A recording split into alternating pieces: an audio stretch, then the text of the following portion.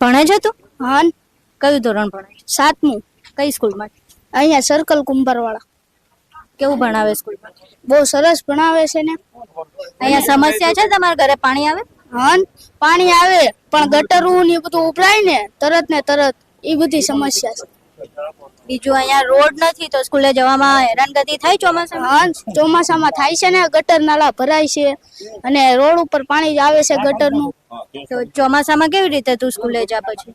અમે ચોમાસામાં ઓલા પગના ઓલા ઈટળા આવે ને એ મેકીને જાવી, આમ લાઈનમાં ગોઠવીને સ્કૂલે જાવી. બીજી કોઈ તકલીફ પડે અહીંયા? હા લાઈટ ની પાણીની એ બધી તકલીફ પડે છે. લાઈટ 24 કલાક નહીં આવતી? નહીં આવે પણ આવે એવી તરત 10-15 મિનિટ થાય એવી હોય જાય. તો પછી ભણવામાં તકલીફ પડે?